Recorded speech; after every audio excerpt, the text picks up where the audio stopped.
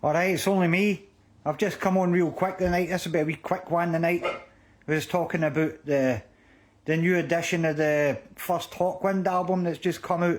I didn't get it last week when it on the release date because I thought it was a bit dear, but it's came down a wee bit in price since then, so I thought I'd splash out and get myself some. So the first Hawkwind album. Hawkwind, one of the bands that, can you get bands that their debut album is like definitive and defines them, Ken, like Van Halen, Montrose, that kind of thing.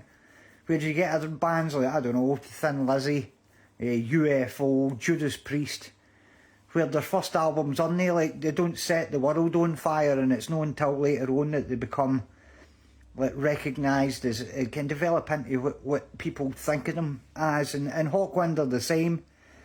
Their first album here coming out in 1970, where they were a kind of conventional psychedelic band, if you like.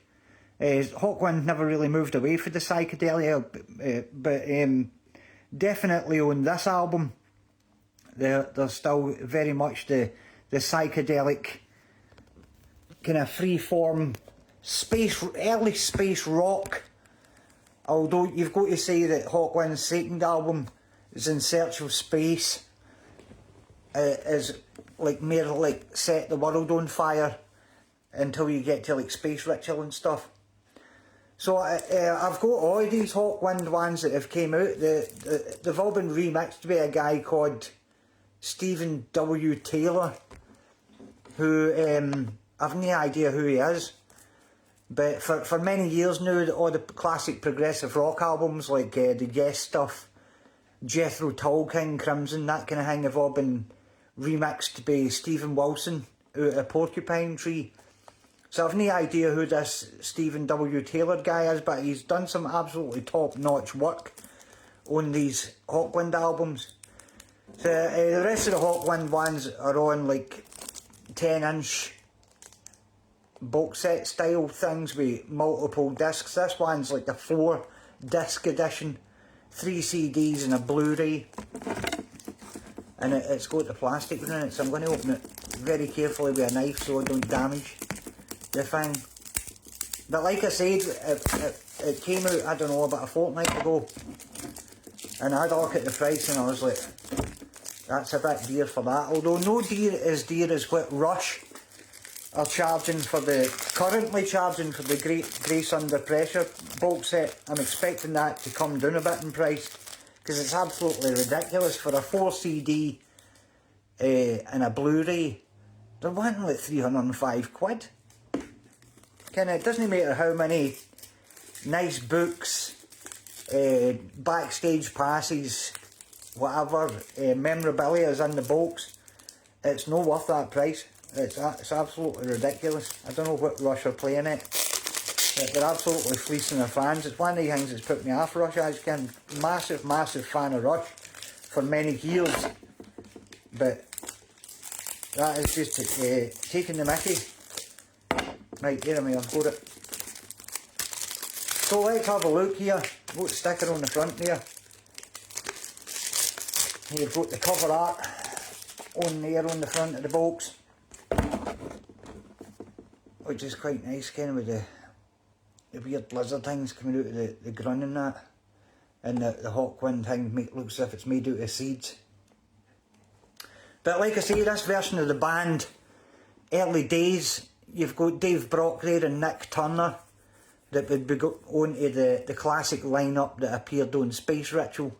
But you've got Hugh Lloyd Langton playing the lead guitar, who would play on this album and then disappear for the rest of the 70s and come back in like 1980 to play on Levitation, and then be like a solid pair to Hawkwind for like the whole of the 1980s.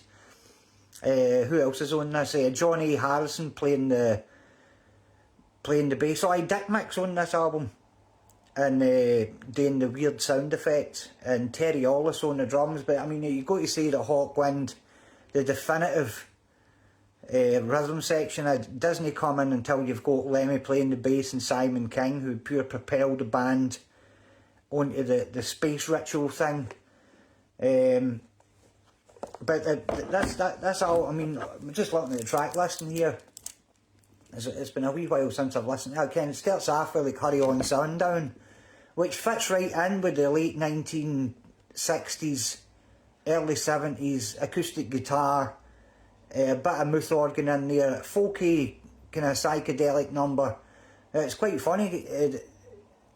It's talking about Hurry On Sundown because it went like today to be finished and see what's going to happen tomorrow. And then you're into the weird psychedelic rock there. The reason is Be Yourself, and Paranoia Part 1 and 2. Paranoia Part 1, on the record, at the end it slows down as if your record player's gone on the blank.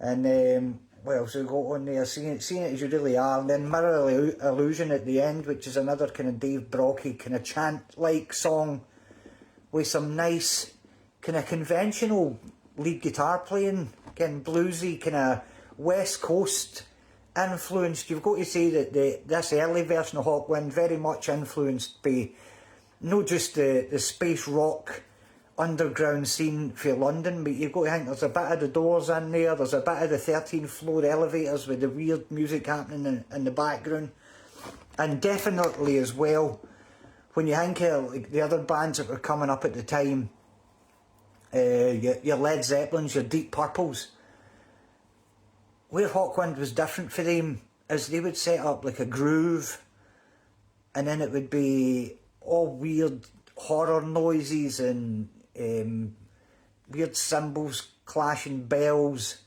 a lot of chanting, a lot of weird breathing sounds, rather than if they kind of conventional rock bands would have some kind of virtuoso guitar player or whatever filling up their spaces with big guitar solos and stuff. So it's a very interesting start for Hawkwind here. So let's have a look at what we've got, and they've got a wee booklet in here, which I'll be having a wee read at shortly, and that's got like kind of the original pictures after the album, that kind of thing. And then I take it this will be like an essay on what was going on at the time, the underground scene down in Ladbroke Grove in London. Excellent. And you've got a picture of the band there. Yeah, a lot of them sans beards, which is unlike what Hawkwind would be considered. One of the hairiest bands of the 70s, came up there with Uriah Heep and Black Sabbath. Just so much hair. And then you've got other things, I think, press clippings. And who did this? Robert Godwin did I think he's did all the essays in here. And then you've got this. There you've got pictures of the tape box and press clippings, all that kind of stuff. Just stuff for the era. And then this looks like a poster. Another wee poster that'll just stay in that box, because there's no way my missus will let me hang up a Hawkwind poster in the house. Pretty sure Endit buys these boxes, doesn't get to hang away. I mean, these things are just too good to be hanging up on the wall anyway. And there you go, there's a replica. This must be the first disc, which is a remaster of the album, and some bonus tracks on there, including Willie Dixon's Bring It On Home, made famous by Led Zeppelin on their second album, Led Zeppelin 2, and demo tracks on there. Also a version of Cymbeline, which is a Pink Floyd song. But I've heard the remaster is pretty good. I did wait until I heard what people were saying about this to see if it was worth getting or no. But like the rest of the Hawkwind box sets, the new remixes absolutely blow you away. In Search of Space is a total revelation, as was the Space Ritual. Just sounded fantastic, as if a veil had been lifted off of them. And there's the second disc there, which is the new mix, which I'm really interested in hearing, which has got a bonus track on there, you know You're Only Dreaming, which I'm assuming is an early version, which would that song would appear on In Search of Space. Produced by Dick Taylor, who was a guitar player in the Pretty Things. I'm not actually sure if he might have played some early guitar with Hawkwind. Who knows, I can't remember the now. And then you've got this disc here, which is a bunch of archive live recordings, but famously there aren't really that many early live recordings of Hawkwind, and there is a disclaimer on here saying that these recordings might not be up to the standard that people are looking for. But I tend to find when I listen to these kind of things, I listen to a lot of audience bootlegs and stuff. Was dead against it when I was younger. I was a merely a kind of audiophile in the days. But as I've got older, I quite enjoy listening to the audience bootlegs and stuff.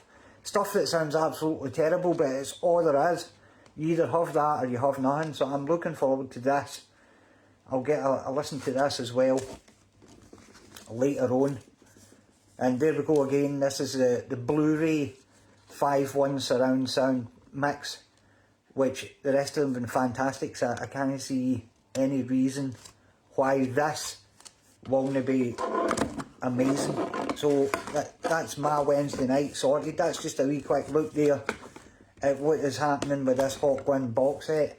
But definitely recommended if you haven't heard Hawkwind. A lot of people actually say to them, people have been listening to Pink Floyd for years, no realising that what they're really looking for is a bit of Hawkwind. Just crazy space, the definitive space rock band. I mean, Hawkwind never stood still. They were always constantly changing right through the 70s into the 80s. Maybe became a bit more of a conventional rock band in the 80s. But they were always changing, never stood still. And then when you get past 80s, there's some stuff there that even I don't like. But they're still moving forward. They're still out there now. I think Dave Brock's like about 85 or something.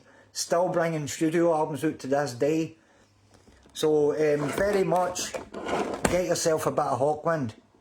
You're missing out if you haven't heard any. But I'm going to put this on, man. Have a nice night and keep listening to Hawkwind.